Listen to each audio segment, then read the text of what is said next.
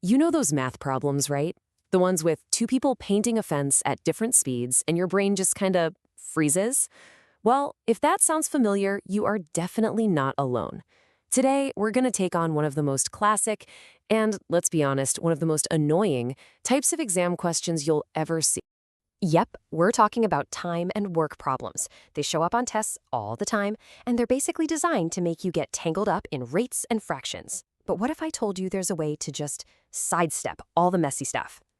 Take a look at this one. Your first instinct is probably to reach for fractions, right? 1/18 of the work per day plus 1/9, then you got to find a common denominator. I mean, it works, but it's slow, and it is so easy to make a tiny mistake that throws the whole thing off.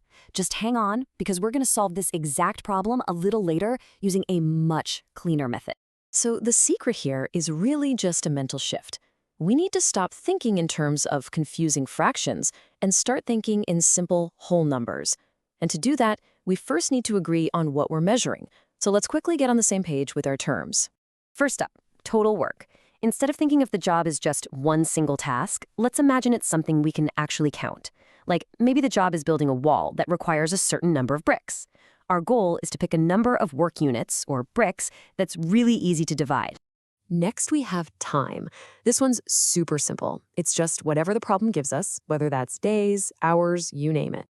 And now for the most important piece of the puzzle, efficiency. This is basically just how fast someone works. So, using our wall analogy, how many of those bricks can a person lay in one single day? This number is what lets us compare different workers apples to apples. And here's where it all clicks together. These three ideas are linked, just like the classic speed, distance, and time formula you learned in science class. If you know any two of them, you can always figure out the third. This simple set of relationships is going to power this whole method. So, how do we find that perfect, easy-to-divide number for our total work? Well, the answer is a little tool you probably haven't thought about since grade school, the least common multiple, or LCM. This is the secret sauce that makes everything work. The whole thing really just boils down to these three steps. First, you find the LCM of the times the problem gives you. That number becomes your total work. Second, you figure out each person's efficiency, their speed, by dividing that total work by their time. And third, you just use those nice, clean, whole numbers to solve the rest of the problem.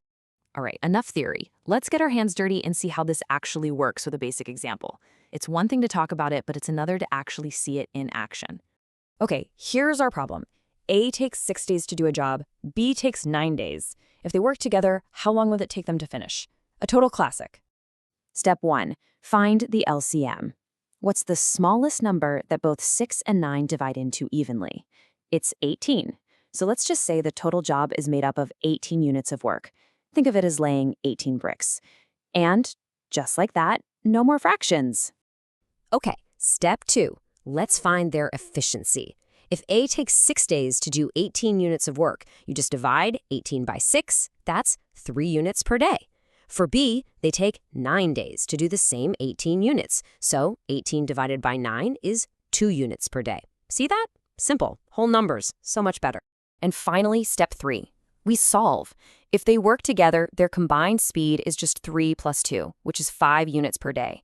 To find out how long it'll take, we divide the total work, 18 units, by their combined speed of 5. And 18 divided by 5 is 3.6, so it'll take them 3.6 days. And we're done. And this slide right here, this shows you exactly why this is a game changer. On the left, you've got the old fraction method, finding common denominators, adding fractions, and then you have to remember to flip the final fraction over. It's just messy and leaves so much room for error. But on the right, simple addition and division. It gets you the exact same answer, but the path to get there is just so much clearer and faster. Okay, so you get the basics. Now let's really put this method to the test. Let's see how the same simple process can handle something with a few more moving parts. This is where the LCM approach really starts to feel like a superpower.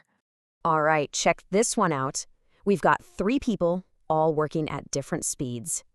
2 of them start the job, work for a few days, and then just up and leave.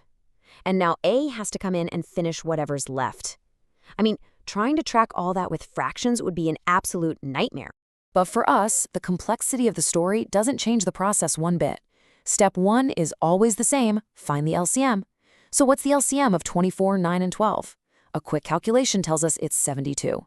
So our total work for this job is 72 units. Done. Let's keep going. Step 2, find their individual speeds. A is 72 units divided by 24 days, so that's 3 units per day. B is 72 divided by 9, so they're working fast, 8 units per day. And C is 72 divided by 12, which is 6 units per day. And just like that, we have all the raw data we need. All right, now we just follow the story step by step. First, B and C work together. Their combined speed, 8 plus 6, is 14 units per day. They work for 3 days, so 14 times 3 is 42 units. That's how much work they got done. The total job was 72, so the remaining work is just 72 minus 42, which is 30 units. Now A has to finish those 30 units. Since A's speed is 3 units a day, you just divide 30 by 3, and you get 10 days. That's our answer. That whole complex problem just broke down into a few bits of simple arithmetic. So what you've just learned isn't really just a math trick. It's something bigger. It's a fundamental problem-solving strategy. If a problem looks hard, try reframing it to make it easier to solve. If you take just one thing away today, let it be this. You're not actually changing the problem, you're just changing your perspective on it. By finding that shared unit of work with the LCM, you create a system where everything is clearer and the math just flows. And that leaves us with a much bigger idea, right? This technique of finding a common unit to simplify a complex situation goes way beyond math tests. Think about managing a big project, or analyzing data, or even just planning out your week. So I'll leave you with this question. Where else in your life could you turn a huge, scary challenge into a series of simple, manageable steps, just by changing your point of view? Thanks for digging into this with me.